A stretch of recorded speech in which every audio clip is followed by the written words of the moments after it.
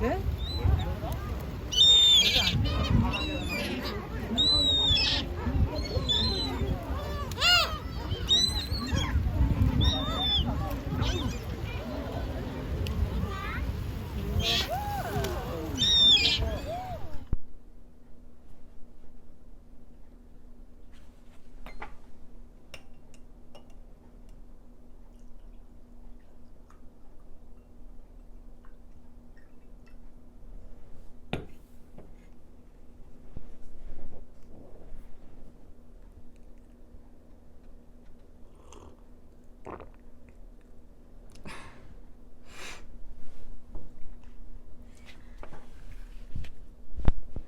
해가 막 졌네요.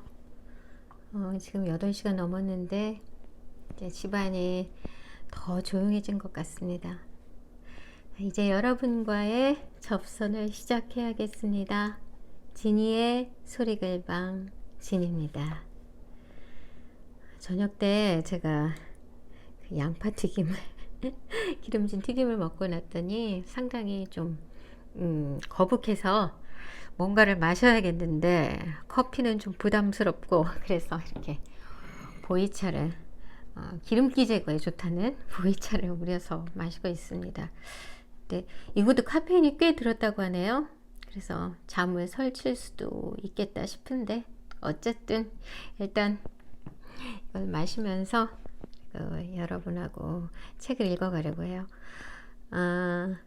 지난 주말에 제가 서해 경기도 오이도 바닷가에 다녀왔어요. 거긴 정말 요즘 마스크를 쓰긴 하는데 바깥에서는 안 쓰잖아요, 사실. 바깥에서는 자유롭고 실내에 쓰는 걸로 돼 있는데 사실 거꾸로더라고요. 바깥에서는 왠지 뭐 습관적으로 쓰고 있다가 안에 들어가면 이제 뭐 식사나 이런 걸 하게 되니까 거의 얘기하면서 그냥 오픈 또 바닷가니까 문을 열어놓다 싶으니까 놔두고 있으니까 더 이제 좀 그런 개념도 없어지고 이제 뭐 코로나 시국은 굉장히 희미해진다는 생각이 들어요. 사람들이 무척 막 북적대더라고요. 근데 참 희한한 게 바로 어선이 닿는 그 선착장 있죠? 거기 바로 앞에는 그 어패류를 파는 그런 노점상이 있어요. 근데 또 바닷가로 이렇게 쭉 늘어선 가게들이 또 즐비하고 거기서는 참 사람들이 흥청대는 모습을 볼 수 있고 참 두 가지 모습이 대조적이다 이런 생각이 들더라고요. 직접 뭔가 생계를 꾸려야 하는 입장에서의 어민들의 현실적인 삶의 무게, 그 선착장 바로 앞에 어떤 그 노점상을 보면서 그리고 또 한편으로는 가벼운 그 소비의 장소이기도 하고 인생 자체가 좀 그런 건가 이렇게 좀 아이러니하다는 생각도 들고 그래서 오늘 읽어드릴 책이요 바로 그 로맨가리의 새들은 페루에 가서 죽다라는 책입니다. 이 책은 제가 30년 전에 구입해서 읽었던 책인데 좀 새롭네요. 이 로맨가리가 지은 책 말고 다른 프랑스 문화 책들을 제가 잘 모르겠는데 어쨌든 저번에 모파상의 단편은 읽으면서도 그랬지만 이 로맨가리의 이 단편 소설도 보면은 또 공통적으로 유럽 문학 자체가 그런 건지 제가 독일의 에어첼룽을 얘기했었잖아요. 뭔가 아이러니함과 뭐 역설적인 것 그런 것들이 녹아있지 않나. 그리고 굉장히 좀 낯설다 좀 낯설게 느껴지고 거리두기를 하는 듯한 코로나 거리두기가 아니라 뭔가 낯설게 해서 다시 생각해 하게끔 하는 어떤 분들은 난해하다고 느낄 수도 있고 또 어떤 분들은 흥미롭다고 느낄 수 있는 게 바로 이런 프랑스 문학의 특징인가 싶기도 하고요. 바로 그 로맨가리의 새들은 페루에 가서 죽다. 간단하게 작가를 소개해드리면요. 로맨가리는 1914년 모스크바에서 유태계로 태어났는데 프랑스인으로 사셨다고 합니다. 에밀 아자르라는 필명으로도 유명한데 이분은 어마무시한 그런 상을 휩쓸었던 분이시기도 하죠. 그리고 뭐 외교관 생활도 하셨고, 근데 어떤 이유에서인지 천재는 이런 것인지 1980년 12월 2일 날 파리에서 권총 자살로 생을 마감하셨다고 해요. 참 아이러니하죠. 그렇게 유명하고 천재성을 가진 사람이 왜 자살을 해야 했을까? 그 사람의 내면은 알 수가 없죠. 그 어떤 갈등 속에서 어떤 그 무게감으로 자신을 괴롭게 하는 그 무게감 속에 빠져 있었는지 알 수가 없죠. 바로 그 유명한 콩쿠르상을 수상한 분인데 한 번도 아니고 아마 두 번 받으셨던 것 같은데 그런 것 같습니다. 자, 이 책의 자체 출판을 새들은 페루에 가서 죽다라는 책 안에 단편이 한 16가지가 있는데 그 중에 제가 소개해 드릴 게 바로 그 동명의 제목인 새들은 페루에 가서 죽다입니다. 이분은 또 특이한 게 직접 감독을 하셨어요. 영화. 그 유명한 여자 배우죠. 진 세버그라는 옛날 여배우가 있으셨는데 그분과 결혼을 하고 또 그분을 주인공으로 해서 이 새들은 페루에 가다라는 동명의 영화를 감독했다고 하네요. 부인이 1979년에 의문사를 한 다음에 1980년에 바로 이분이 자살을 하셨다고 했는데 부인을 잃은 슬픔 때문인지 아니면 다른 이유에서인지는 잘 모르겠습니다. 어쨌든 이 작품만이 갖고 있는 낭만성과 그리고 뭔가 그 어두운 듯하지만 뭔가 매혹적인 그런 단편인 새들은 페루에 가서 죽다. 낭독해 드릴게요. 여러분과 함께 같이 한 번 더 읽어가는 느낌으로 편안하게 읽어가겠습니다. 자, 새들은 페루에 가서 죽다. 제가 불어를 읽을 수 있으면 불어를 읽어드릴 텐데 이 제목을 불어로 막 읽고 싶은 충동이 있습니다만 차마 읽지 못하겠습니다. 욕먹을까 봐서. 새들은 페루에 가서 죽다. 그는 테라스로 나와 다시 고독에 잠겼다. 물가로 밀려온 고래의 잔해, 사람의 발자국, 좁은 석으로 이루어진 섬들이 하늘과 흰 빛을 다투고 있는 먼 바다에 고깃배 같은 것들이 이따금 새롭게 눈에 띌 뿐, 모래 언덕, 바다, 모래 위에 죽어있는 수많은 새들, 배 한 척, 녹슨 그물은 언제나 똑같았다. 카페는 모래 언덕 한가운데 말뚝을 받고 세워져 있었다. 도로는 그곳으로부터 100m 남짓 떨어져 있었으므로 차소리는 들리지 않았다. 층계형 트랩이 해변을 향해 내려가고 있었다.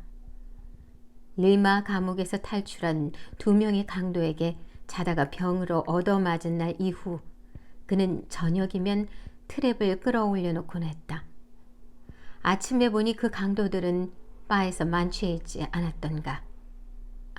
잠깐 말씀드릴 것은 제가 이 책을 읽다 보니까 번역본에서 처음에 그 주인공을 그로 표현합니다. 네, 남자 그로 표현하는데 어디부터인가 이름이 등장하게 돼요. 원본이 그랬던 건지 아니면은 번역하신 분의 의도인지 잘 모르겠지만 하여튼 그렇게 진행이 되네요. 그거 기억하시고 들으시면 좋을 것 같아요. 갑자기 중간에 이름이 툭 튀어나와서 좀 난감하실 수도 있겠지만 이미 알고 들으신다면 그렇진 않을 것 같아요. 그는 난간에 팔꿈치를 꿰고 그날의 첫 담배를 피우면서 모래 위에 떨어져 있는 새들을 바라보았다. 개 중에는 아직 살아서 파득거리는 것들도 있었다. 새들이 왜 먼 바다의 섬들을 떠나 리마에서 북쪽으로 10km나 떨어져 있는 이 해변에 와서 죽는지 아무도 그에게 설명해 주지 못했다. 새들은 더 남쪽도 더 북쪽도 아닌 길이 3km의 바로 이곳 좁은 모래사장 위에 떨어졌다. 새들에게는 이곳이 믿는 이들이 영혼을 반환하러 간다는 인도의 성지 바라나시 같은 곳일 수도 있었다. 새들은 진짜 비상을 위해 이곳으로 와서 자신들의 몸뚱이를 던져버리는 것일까?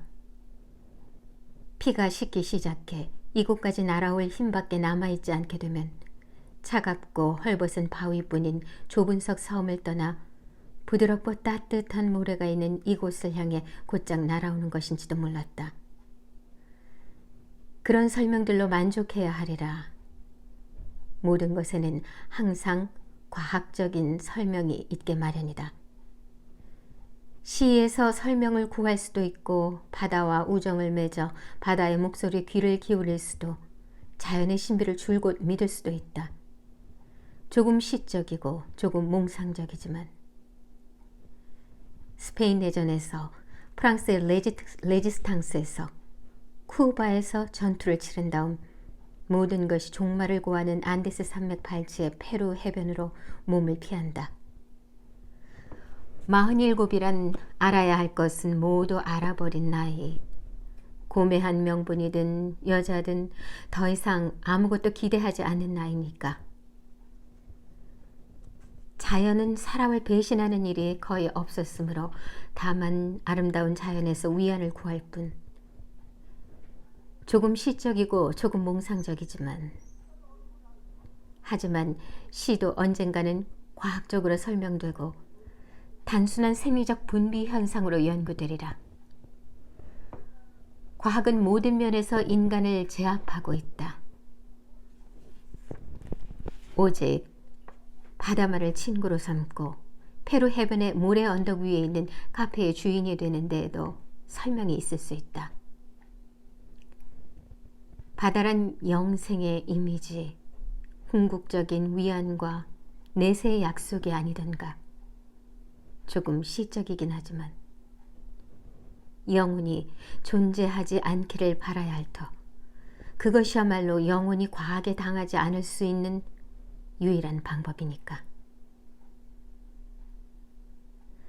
머지않아 학자들은 영혼의 정확한 부피와 밀도와 비상 속도를 계산해낼 것이다. 유사일에 하늘로 올라간 수많은 영혼들을 생각하면 우러마땅하다. 얼마나 막대한 에너지원이 낭비된 것일까. 영혼이 승천하는 순간 그 에너지를 잡아둘 수 있는 댐을 건설했다면 지구 전체를 밝힐 만한 에너지를 얻을 수도 있었으리라. 머지않아 인간은 송두리째 활용되리라. 인간의 가장 아름다운 꿈들이 전쟁과 감옥을 만드는데 이미 쓰이지 않았던가. 어떤 새들은 아직 모래 위에 앉아 있었다. 새로 도착한 새들이었다. 그들은 섬들을 바라보고 있었다. 먼 바다의 섬들은 좁은 석으로 덮여 있었다. 가마우즈 한 마리가 평생 만들어내는 좁은 석으로 같은 기간 동안 사람의 일가 전체를 먹여 살릴 수 있으니 수지맞는 사업이다. 그렇게 지상에서의 임무를 마치고 새들은 이곳에 와서 죽는다. 생각해보면 그 역시 자신의 임무를 다했다고 할 수 있었다. 마지막 임무는 시에라 마드레 산에서 카스트로와 함께였다. 고상한 영혼 하나가 이상주의에 헌신함으로써 같은 기간 동안 한 나라의 경찰을 먹여 살릴 수 있는 법. 조금 시적으로 해석한 것뿐이다. 인간은 곧 달에 갈 테고 그러면 달도 끝장이 나겠지. 그는 피우던 담배를 모래 위로 던졌다. 물론 이 모든 걸 위대한 사랑이 해결할 수 있을 테지 하고 그는 냉소적으로 생각하며 죽고 싶다는 만만찮은 욕구를 느꼈다. 때때로 고약한 고독이 아침이면 그렇게 그를 엄습하곤 했다. 사람을 숨쉬게 해주기보다는 짓눌러버리는 고독이. 그는 도르래를 향해 몸을 기울여 밧줄을 잡아 트랩을 내려놓은 다음 돌아와 면도를 했다. 아침이면 언제나 그렇듯이 거울 속 자신의 얼굴을 놀란 눈길로 바라보면서 이런 얼굴이 되고 싶진 않았는데. 그는 희극적인 말투로 중얼거렸다.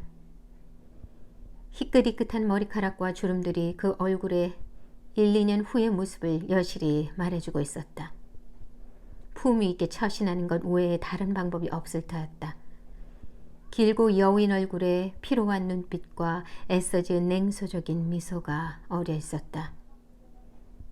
그는 이제 아무에게도 편지를 쓰지 않았고 누구에게서도 편지가 오지 않았으며 친하게 지내는 사람도 없었다.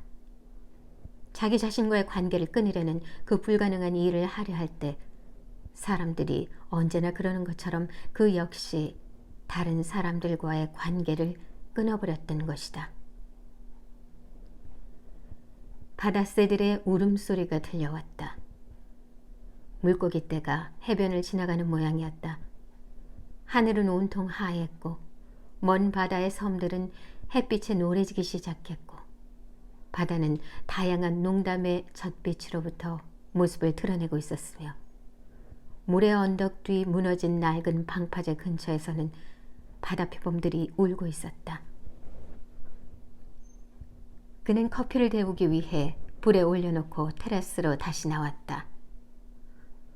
모래 언덕 오른쪽 발치에 모로 누워 얼굴을 모래에 묻고 손에는 병을 든 채 잠들어 있는 해골 같은 사내와 그 옆에 머리끝에서 발끝까지 푸른색과 붉은색과 노란색을 칠하고서 팬티만 입고 웅크리고 있는 사람의 몸뚱이와 루이 15세 시대풍의 하얀 가발, 푸른색 궁정의상, 하얀 실크 바지에 맨발인 채 반드시 누워있는 거구인 흑인 사내의 모습이 처음으로 눈에 띄었다. 사육제의 마지막 물결이 이곳 모래 위까지 밀려온 모양이었다. 배우들이군 하고 그는 결론지었다. 시 당국에서 그들에게 의상을 제공하고 수고비로 하룻밤에 50소를 지불했겠지. 가마우주들이 흰색과 회색의 연기 기둥처럼 물고기떼 위를 선회하는 왼쪽으로 고개를 돌린 그는 여자를 발견했다. 여자는 에메랄드빛 원피스에 초록색 스카프를 손에 들고 고개를 뒤로 젖혀 맨어깨 위에 머리카락을 늘어뜨린 채 물속에 잠긴 스카프를 끌며 암초를 향해 걷고 있었다. 물론 물은 그녀의 허리까지 찼다. 물살이 너무 가까이 다가오자 그녀는 비틀거렸다. 채 20m도 떨어지지 않은 곳에서 파도가 부서지고 있었으므로 그 장난은 위험해지기 시작했다. 그는 잠시 더 지켜보았다. 하지만 여자는 걸음을 멈추지 않고 계속 앞으로 나아갔다. 바다는 고양이처럼 묵직하면서도 유연한 동작으로 서서히 몸을 일으키고 있었다. 파도가 한번 솟구쳐 오르면 끝장이리라. 그는 계단을 내려가 그녀를 향해 달리기 시작했다. 이따금 발밑으로 새의 몸뚱이들이 느껴졌지만 대부분 이미 죽은 것들이었다. 새들은 언제나 밤에 죽어갔다. 너무 늦었다는 생각이 들었다. 더 센 파도가 일고 나면 귀찮은 일이 시작될 터였다. 경찰서에 전화를 걸어야 하고 질문에 답해야 할 것이다. 마침내 그는 여자를 따라잡을 수 있었다. 그가 여자의 팔을 잡자 그녀가 그를 향해 몸을 돌렸다. 물결이 한순간 두 사람을 덮쳤다. 그는 여자의 팔을 단단히 쥐고 해변 쪽으로 끌어당기기 시작했다. 그녀는 저항하지 않았다. 고개를 돌리지 않고 모래 위를 걷던 그는 이윽고 걸음을 멈추었다. 그는 여자의 얼굴을 바라보기 전에 잠시 망설였다. 때때로 다른 사람의 얼굴에서 기습적인 불쾌감이 느껴질 수도 있었다. 하지만 그의 기대는 배반당하지 않았다. 극도로 창백한 얼굴은 섬세했고 아주 진지하고 커다란 두 눈이 그 눈과 잘 어울리는 물방울들 가운데 자리 잡고 있었다. 그녀는 다이아몬드 목걸이와 귀고리와 반지와 팔찌를 하고 있었고 손에는 줄곧 초록색 스카프가 쥐어져 있었다. 새벽 6시 죽은 새들로 뒤덮인 이 후미진 해변에서 금과 다이아몬드와 에메랄드로 치장한 채 이 여자는 무엇을 하고 있는 것일까? 어디서 온 것일까? 날 내버려뒀어야 했어요. 그녀가 영어로 말했다. 그녀의 목은 놀랄 만큼 가냘프고 청순해서 다이아몬드 목걸이를 돌처럼 무거워 보이게 하고 그 빛을 퇴색시켰다. 그는 여전히 그녀의 손목을 쥐고 있었다. 내 말 알아들으시겠어요? 난 스페인어를 할 줄 몰라요. 몇 미터만 더 갔으면 물결에 휩쓸려 갔을 거요. 이곳 파도는 몹시 사납소. 그녀는 어깨를 으쓱해 보였다. 두 눈이 대부분을 차지하는 그녀의 얼굴은 어린아이를 연상시켰다. 사랑의 슬픔이군 하고 그는 결론을 내렸다. 언제나 문제는 실현의 아픔이지. 이 새들은 모두 어디서 오는 건가요? 그녀가 물었다. 먼 바다에 섬들이 있어. 좁은 석 섬들이요. 새들은 그곳에서 살다가 이곳에 와서 죽소. 왜요?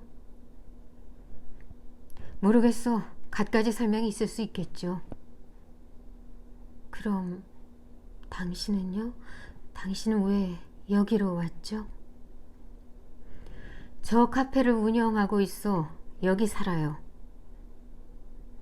그녀는 자기 발재기에 죽어있는 새들을 바라보았다. 울고 있는지 아니면 그녀의 뺨에 흘러내리는 것이 물방울인지 알 수 없었다. 그녀는 여전히 모래 위의 새들을 내려다보고 있었다. 어쨌든 한 가지 설명은 있을 거예요. 언제나 한 가지 이유는 있는 법이니까. 그녀는 해골 사내와 몸에 울긋불긋 색칠을 한 사내와 가발에 궁중복을 입은 흑인이 모래 속에서 자고 있는 모래 언덕 쪽으로 시선을 돌렸다. 사육제라고 그가 말했다. 알아요. 신발은 어디다 뒀어? 그녀는 시선을 떨구었다. 생각이 나질 않아. 생각하고 싶지 않아. 왜 날 구했어요? 당연한 일이잖소. 이리 와요. 그는 그녀를 잠시 테라스에 혼자 남겨두었다가 뜨거운 커피 한 잔과 꼬냑을 들고 이내 돌아왔다. 그녀는 맞은편에 앉아 매우 주의 깊게 그의 이목구비를 오랫동안 하나하나 뜯어보았다. 그는 그녀에게 미소를 지어 보이며 말했다. 어쨌든 한 가지 설명은 있을 거요. 날 내버려둬야 했어요. 그녀는 울기 시작했다. 그는 그녀의 어깨에 손을 얹었다. 그녀를 위로하기 위해서라기보다는 자신이 기운을 차리기 위해서였다. 잘 될 거요. 두고 보시오. 때때로 지겹다는 생각이 들어요. 지겹다고요. 더 이상 이렇게 살 순 없어. 춥지 않소? 옷을 갈아입고 싶지 않소? 고맙지만 괜찮아요. 바다가 소란스러워지기 시작했다. 조수는 없었지만 이 시간쯤이면 파도는 더욱 집요해지곤 했다. 그녀는 시선을 들었다. 혼자 사시나요? 그렇소. 이곳에 있어도 될까요? 원하는 만큼 있어도 좋소. 더 이상 힘이 없어요. 뭘 해야 할지 알 수가. 그녀는 흐느꼈다. 그가 대책 없는 어리석음이라고 스스로 이름 붙인 그 무엇에 다시 점령당하고 만 것은 바로 그 순간이었다. 충분히 의식하고 있었고 자신의 손안에서 모든 것이 부서지는 걸 목격하는 일에 습관이 되어 있었음에도 불구하고 늘 이런 식이었으므로 속수무책이었다. 그의 내부에 있는 무언가가 체념을 거부하고 줄곧 희망이라는 미끼를 물고 싶어 했다. 그는 삶 깊숙한 곳에 숨겨져 있는 황혼의 순간 문득 다가와 모든 것을 환하게 밝혀줄 그런 행복의 가능성을 은근히 믿고 있었다. 대책 없는 어리석음 같은 것이 그의 안에 자리 잡고 있었다. 어떤 실패로도 어떤 뻔뻔스러움으로도 없앨 수 없는 무고함이. 스페인 전장에서 베르코르의 지하운동으로 쿠바의 시에라 마드레 산으로 그리고 마침내 모든 것을 잃은 듯한 결정적인 체념의 순간에 다가와 또다시 사람을 부추기는 두세 명의 여자들에게로 그를 밀어붙인 환상의 힘이. 다른 사람들이 트라피스트 수도원으로 들어가거나 히말라야의 동굴에서 생을 마치듯이 그는 이곳 페루의 해변까지 도망쳐오지 않았던가. 다른 이들이 하늘가에서 살듯 그는 바닷가에서 살고 있었다. 바다란 소란스러우면서도 고요한 살아있는 형이상학. 바라볼 때마다 자신을 잊게 해주고 가라앉혀주는 광막함. 다가와 상처를 핥아주고 체념을 부추기는 닿을 수 있는 무한이었다. 여자는 너무나도 젊었고 너무나도 막막해하며 믿음에 찬 눈길로 그를 바라보고 있었다. 너무나도 많은 새들이 그 모래 언덕으로 와서 숨을 거두는 것을 지켜봐 오지 않았던가. 그중 가장 아름다운 새 한 마리를 구하고 보호해 여기 세상의 끝에 자신과 더불어 머물게 함으로써 종착점에 이른 자신의 삶을 성공적인 것으로 만들고 싶다는 생각에 한순간 그의 얼굴에 맑은 표정이 떠올랐다. 하지만 그의 냉소적인 웃음과 환멸에 찬 태도는 여전히 그것을 애써 감추려 했다. 아무것도 아닌 일로 이렇게 되고 말다니. 그녀는 그를 향해 눈을 들고 어린아이 같은 목소리로 말했다. 마지막 남은 눈물로 더욱 맑아진 애원하는 듯한 눈빛으로.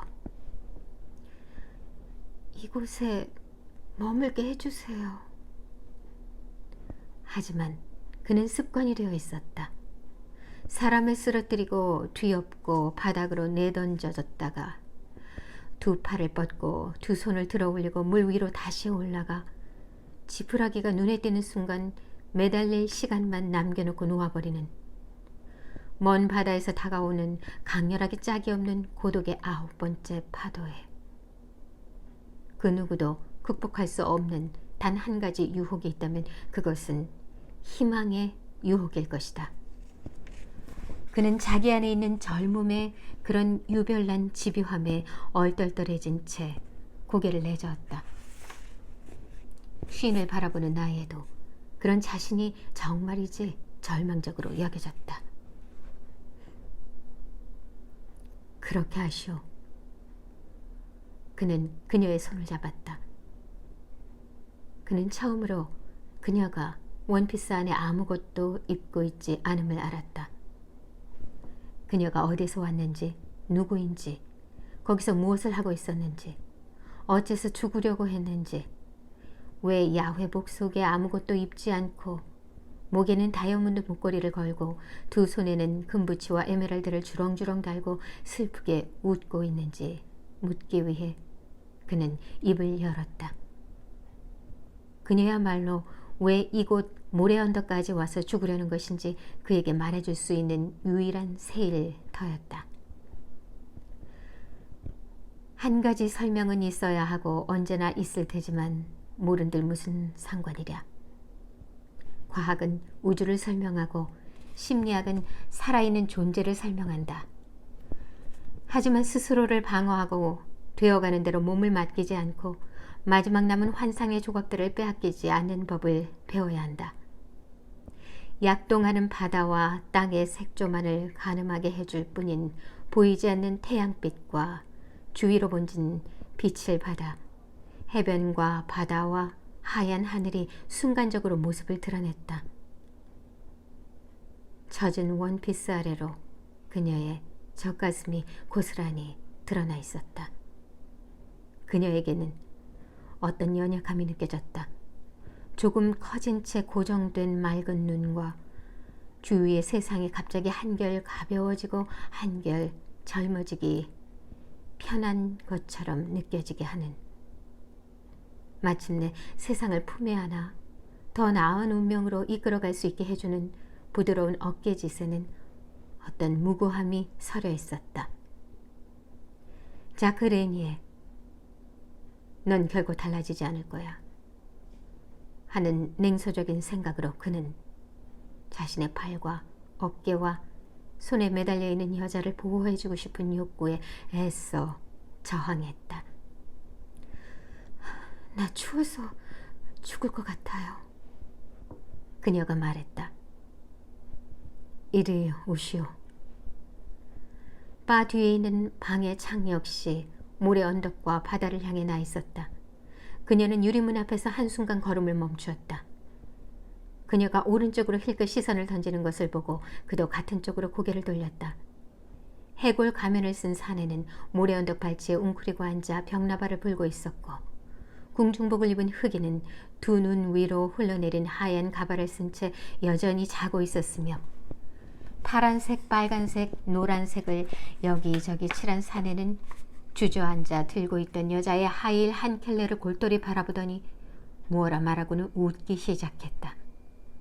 해골이 마시기를 멈추고 손을 내밀더니 모래 속에서 브래지어 하나를 꺼내 입술에 댔다가는 바닷속으로 내던졌다. 이제 그는 한 손을 가슴에 올려놓고 무어라 떠들어댔다. 날 죽게 내버려뒀어야 했어요. 정말 끔찍해요. 그녀가 말했다.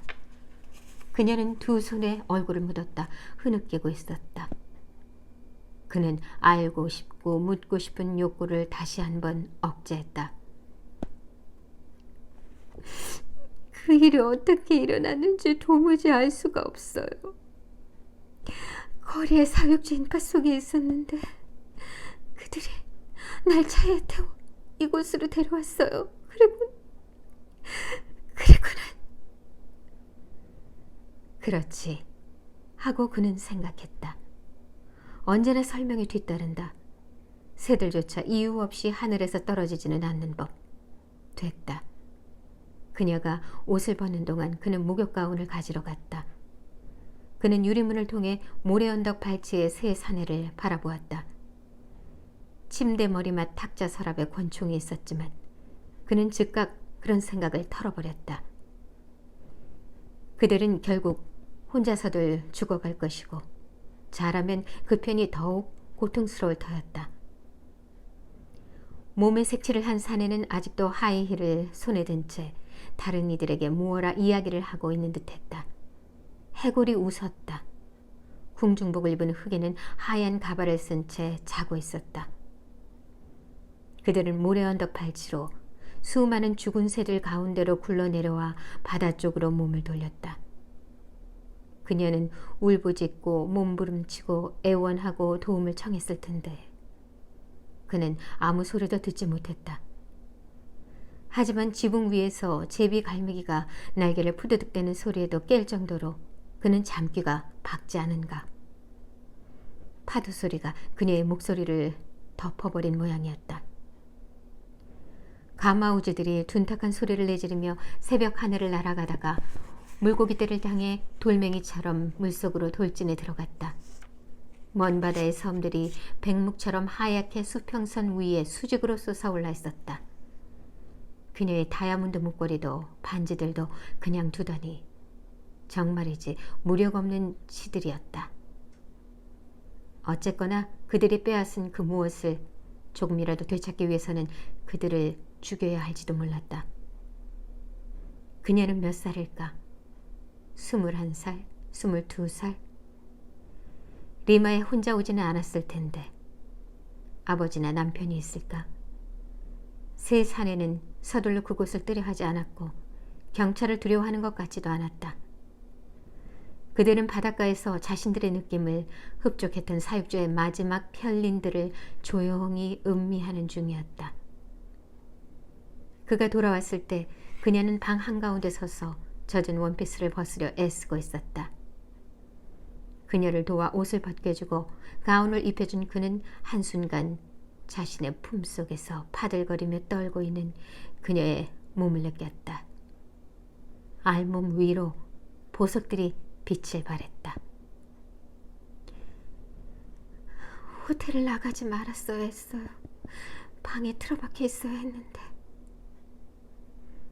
그들이 당신 보석을 빼앗진 않았군.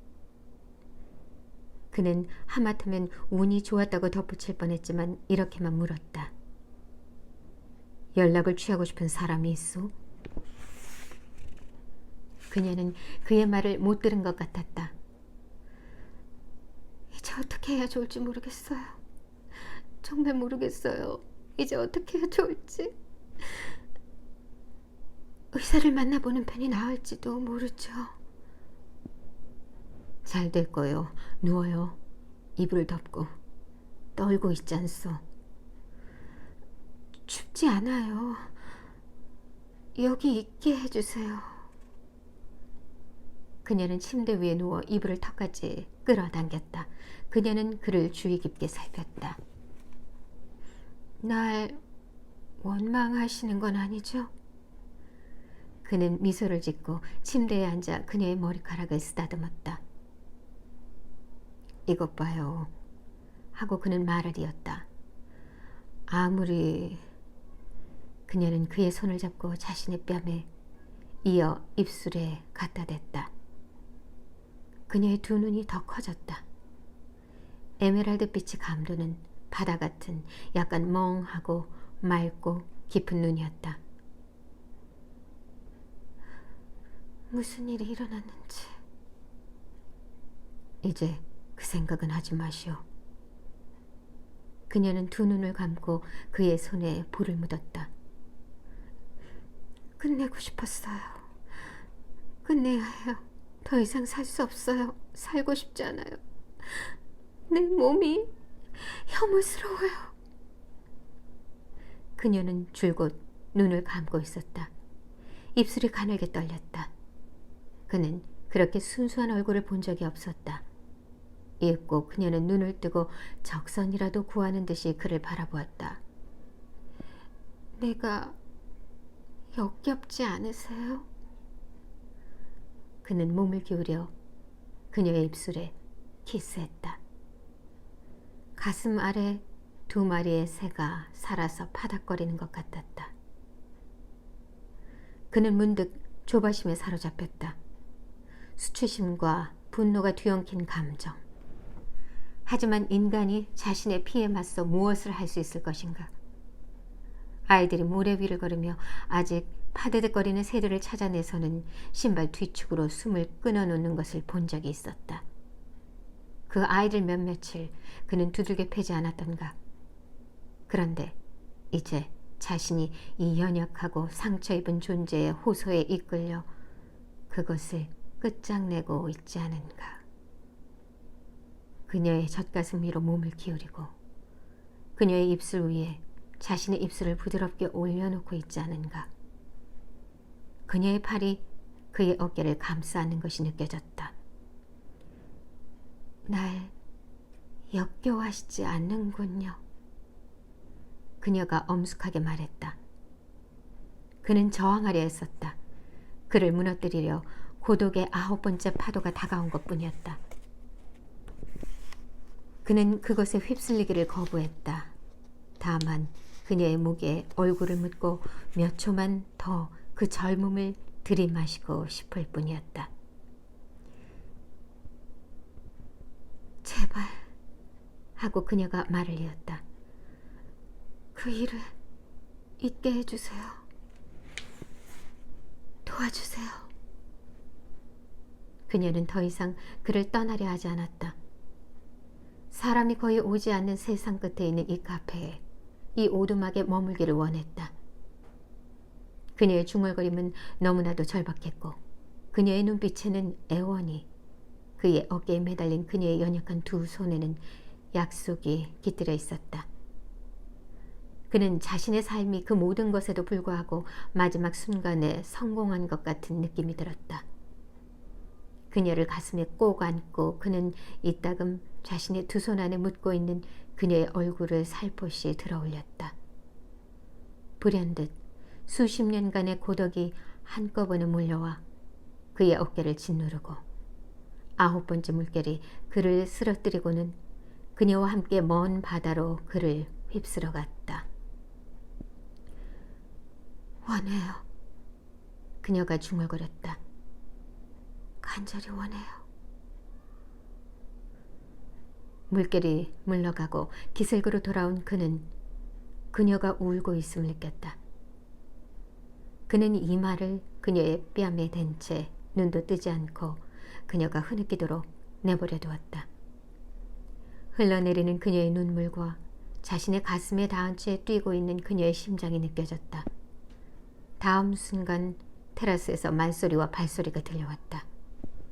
모래언덕의 사내를 떠올린 그는 퉁겨지듯 일어나 권총을 찾으러 갔다. 누군가 테라스 위를 걷고 있었고 멀리서 바다표범들이 소리를 지르고 있었다. 하늘과 물 사이에서 바다새들이 울어댔고 해변 위로 거대한 파도가 부서져 말소리를 모두 덮었다가 물러갔다. 짤막하고 서글픈 웃음소리와 영어로 이렇게 말하는 목소리만을 남긴 채 지옥과 저주라네. 이보게, 지옥과 저주란 말이야. 이 일이 지겨워지기 시작하는군. 그녀와 함께 세계 일주를 하는 것도 이번이 마지막일세. 세상에 말이지 사람들이 너무 많아. 그는 살짝 문을 열어보았다. 지팡이를 짚은 턱시도 차림의 50대 남자가 탁자 옆에 서 있었다. 그는 여자가 커피찬 옆에 놓아둔 초록색 스카프를 만지작거렸다. 짧은 잿빛 콧수염, 어깨 위에 떨어져 있는 색종이 조각들, 떨리는 두 손, 젖어있는 푸른 눈, 술을 마신 듯한 안색, 품위가 느껴지기도 하고 퇴폐적으로 여기지도 하는 애매한 태도, 피로 때문에 더욱 부조화스럽게 보이는 작고 밋밋한 이목구비, 가발을 연상시키는 염색한 머리카락의 남자였다. 조금 열린 문틈으로 레니에를 발견한 듯 그는 냉소적인 미소를 지으며 스카프에 눈길을 주었다가는 레니에를 향해 다시 시선을 들었다. 조롱과 원한에 찬 듯한 서글픈 그의 미소가 뚜렷해졌다. 그의 곁에는 투사복장의 매끄러운 흑발에 잘생긴 청년이 손에 담배를 들고 도르래에 몸을 기대고 서 있었다. 조금 떨어져 있는 나무 층계 위에는 잿빛 유니폼에 모자를 쓰고 팔에는 여자용 외투를 걸친 운전수가 난간에 한 손을 짚고 서 있었다. 레니에는 권총을 의자 위에 내려놓고 테라스로 나왔다. 스카치 한 병 주시오. 페르파보르. 괜찮다면 담배를 입에 문 남자가 스카프를 테이블 위에 놓으며 말했다. 바는 아직 열지 않았습니다. 레니에가 영어로 대답했다. 그렇다면 커피를 주시오. 숙녀께서 옷을 입으실 동안 커피를. 남자는 레니에에게 슬프고 우울한 눈길을 던지고는 희미한 빛에 비친 낯빛 얼굴과 무력한 원한의 표정 속에 굳어버린 이목구비로 지팡이를 짚은 채 몸을 조금 일으켰다. 밀려온 파도 때문에 말뚝 위에 세워진 오두막이 흔들렸다. 큰 파도, 대양, 자연의 힘이라. 당신은 프랑스인 같소만. 그렇다면 그녀는 길을 되돌아온 셈이군. 그녀와 나는 프랑스에서 1년 정도 머물렀는데 실속 없는 명성뿐 아무 효과도 없었소. 이탈리아로 말하자면 저기 있는 내 비서는 이탈리아인이오만. 역시 아무 소용이 없었어. 투우사는 우울한 눈빛으로 그의 발을 바라보고 있었다. 영국인은 모래 언덕 쪽으로 고개를 돌렸다. 해골은 하늘을 향해 두 팔을 벌리고 누워있었고 파란색, 빨간색, 노란색을 몸에 칠한 알몸의 사내는 모래 위에 앉아 병 주둥이를 입에 문 채 고개를 뒤로 젖히고 있었으며 하얀 가발에 궁중복을 입은 흑인은 하얀 실크 바지에 단추를 열어놓고 발을 물에 담그고 서서 바다에 오줌을 누고 있었다. 저자들 역시 분명 아무 효과도 거두지 못했을 거예요. 영국인은 지팡이로 모래 언덕을 가리키며 말했다. 이 세상에는 인간의 힘이 미치지 못하는 놀라운 일이 있지. 저 세 사내들이 그녀의 보석을 빼앗지 않았어야 할 텐데. 한재산 되는 데다 보험회사에서도 물어주지 않을 테니까 사람들은 그녀의 부주의를 물고 늘어질 거요. 언젠가는 누군가의 손이 그녀의 목을 비틀고 말겠지. 그건 그렇고 죽어있는 저 새들은 모두 어디에서 온 것인지 말해줄 수 있어? 수천 마리는 될 것 같은데. 코끼리들의 무덤에 대한 이야기들은 들은 적이 있지만 새들의 무덤이라니. 혹시 전염병이요? 어쨌든 설명할 수 있는 게 있을 게 아니요. 뒤에서 문이 열리는 소리가 들렸지만 그는 움직이지 않았다. 아, 당신 거기 있었군. 영국인이 가볍게 몸을 굽히며 말했다. 걱정하던 참이었어, 여보. 그 일이 지나가기를 기다리며 차 안에서 4시간 동안 마음을 졸였지. 어쨌든 이곳은 세상의 끝이니. 불행은 순식간에 닥치는 법이니까. 날 내버려둬요. 가버려요. 입 다물어요. 제발 날 내버려둬요. 여기 왜 왔죠? 여보, 걱정하는 게 당연하지. 당신을 증오해요. 여자가 말했다. 구역질 난다고요. 왜 날 따라다니는 거죠? 그러지 않겠다고. 다음번엔 여보, 보석일랑 호텔에 두고 나가거려.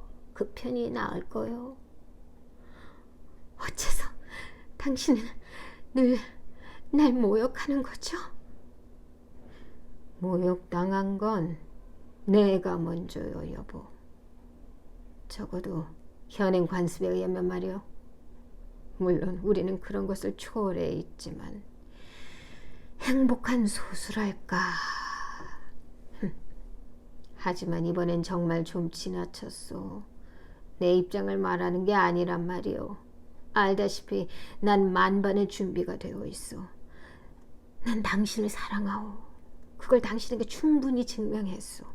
요컨대 당신에게 무슨 일이라도 일어난다면 내가 당신에게 요구하는 건 그저 조금만 더 분별력을 가져달라는 것뿐이요. 당신 취했어요. 또 취했다고요. 절망감 때문에 마신 것뿐이요, 여보. 차 안에서 4시간이나 기다리는 동안 온갖 생각이 다 떠올라서 내가 세상에서 가장 행복한 남자가 못 된다는 건 당신도 인정해야 할 거요. 입 다물어요. 맙소사, 입 다물라고요. 그녀는 흐느꼈다.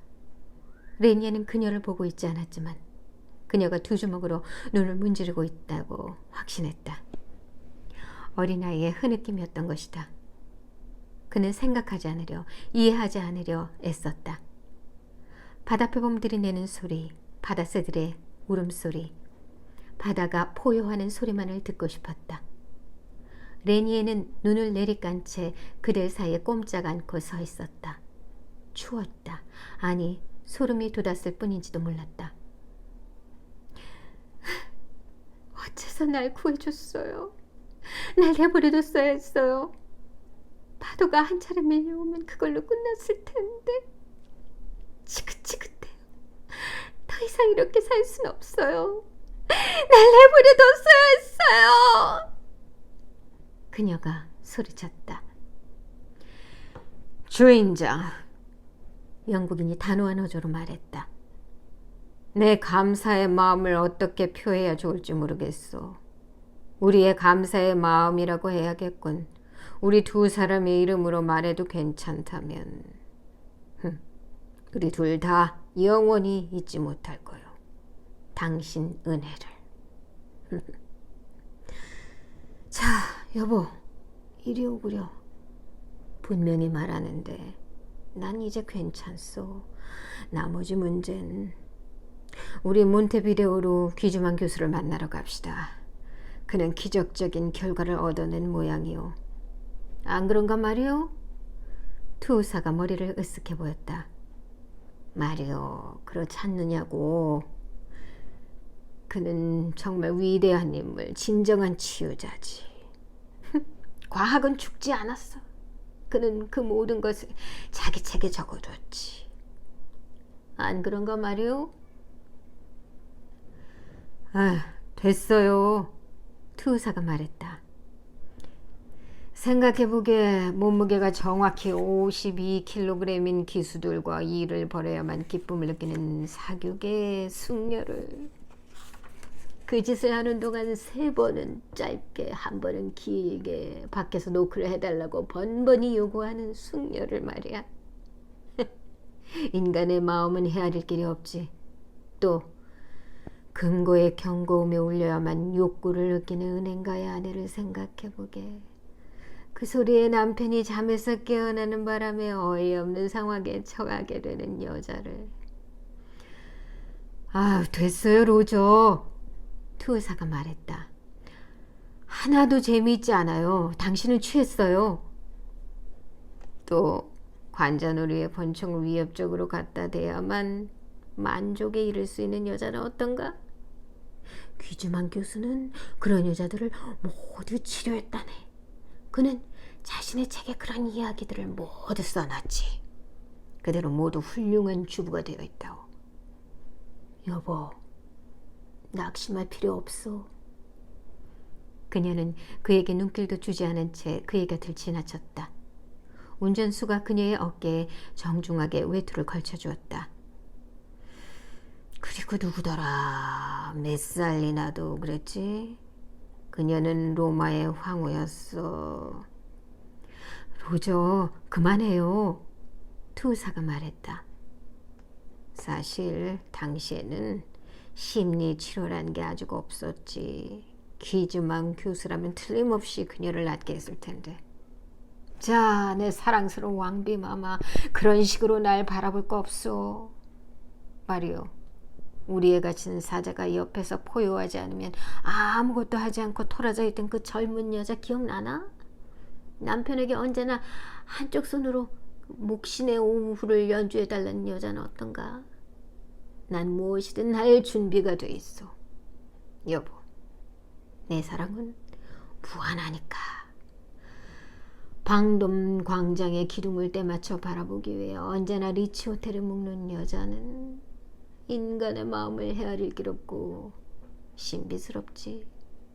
마라케슈에서 미로를 보낸 다음부턴 이슬람 성직자의 독경 소리 없인 못 베기는 여자는, 또 블리치 폭격 당시 런던에서 신혼을 보낸 후 남편에게 줄곧 폭탄 떨어지는 소리를 내라고 요구하는 여자는, 그들 모두가 나무랄 데 없는 주부가 되어 있다오. 여보.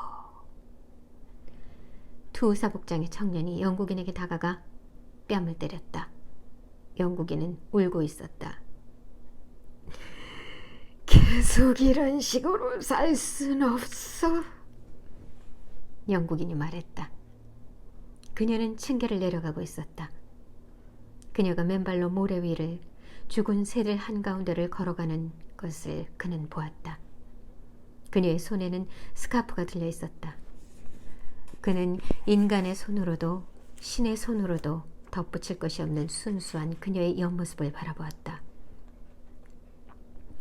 자, 로저, 진정해요. 비서가 말했다. 영국인은 여자가 탁자 위에 놓아둔 꼬냑잔을 집어들어 단숨에 마시고는 잔을 내려놓았다. 그는 지갑에서 지폐 한 장을 꺼내 받침 접시 위에 내려놓았다. 그러고는 모래 언덕을 뚫어져라 응시하다가 한숨을 내쉬었다. 이 새들이 모두 이렇게 죽어 있는 데에는 하고 그는 말을 이었다. 이유가 있을 거예요. 그들은 떠나갔다. 모습이 완전히 사라지기 직전. 여자는 모래 언덕 꼭대기에서 걸음을 멈추고 잠시 주저하다가 뒤를 돌아보았다. 하지만 그는 이제 그곳에 없었다. 그곳에는 아무도 없었다.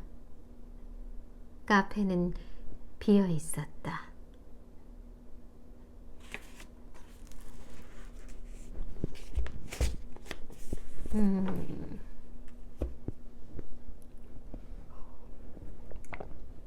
새들은 페루에 가서 죽다.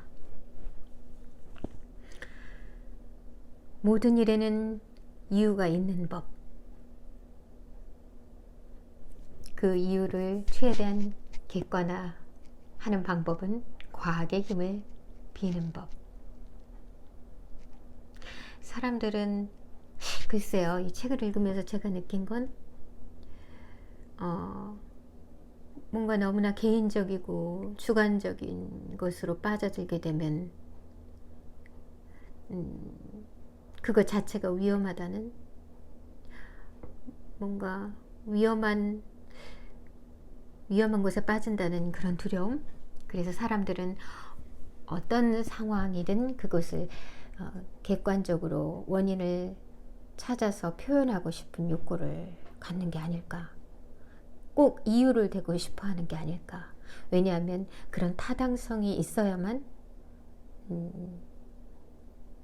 명확해지고 또 두려움이 사라지기 때문에. 그 모호하고 알 수 없는 두려움, 불안감, 그것의 원인을 안다면 좀 그래도 그 두려움에서 조금은 그 순간만은 벗어날 수 있지 않을까? 그런 생각에서 아마 이 책 속에 나오는 그 자주 등장하는 모든 일에는 한 가지 이유는 있다. 그리고 마지막 문장에서 새들이 이 바닷가에 와서 죽는 데는 분명히 이유가 있을 것이다 라고 했어요. 새들은 페루에 가서 죽다. 이 죽다라는 말, 새라는 이름, 새들이 주는 감각적인 아이고 이상한 소리가 나요. 새들이 주는 어떤 이미지, 나약하면서도 측은한, 불쌍한 그런 느낌을 주는 대상이죠. 그런 새들이 이 알 수 없는 뭔가 동떨어져 있는 페루의 한 외딴 바닷가에서 쓸쓸히 죽어간다. 사람들은 그 이유를 알고 싶어 할 거예요. 이유를 알면 모호한 두려움이 사라지니까. 늘 인생 자체가 항상 알 수 없음에 대한 두려움과의 치열한 투쟁까지는 아니더라도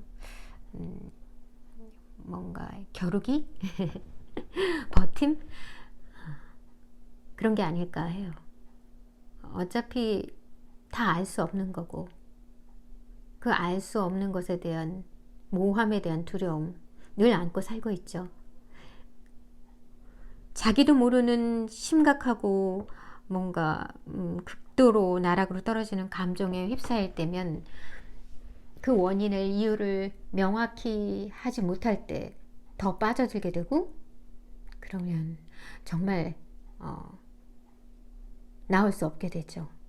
이 소설 속의 여자가 물에 빠져서 전혀 나올 수 없게 되는 순간이 아마도 우리 모두에게 그때그때 생길 수도 있을 거예요. 그런데 우리 사람들은 살고 싶은 죽고 싶은 욕망과 더불어 살고 싶은 욕망도 있죠.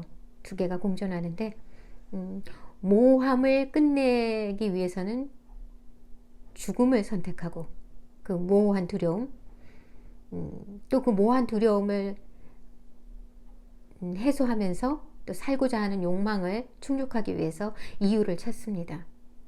아마도 그렇게 살아가는 게 아닌가.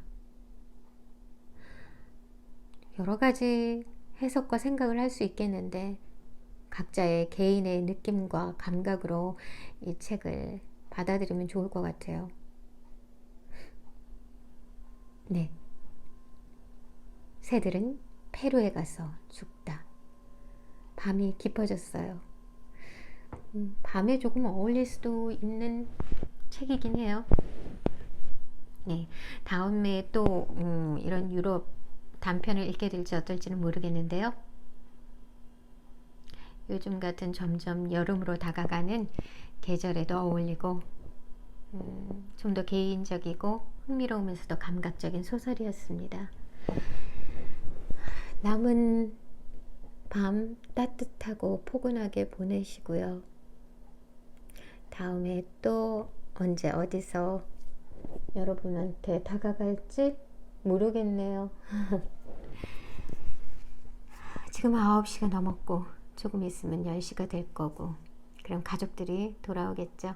자, 그럼 이제 저만의 시간은 The End 끝이 납니다. 자, 여러분 이 내용에 공감하시고 좋은 시간 되셨다면 이 채널에 구독, 좋아요 꼭 눌러주시기 바랍니다. 그럼 또 뵙겠습니다. 네.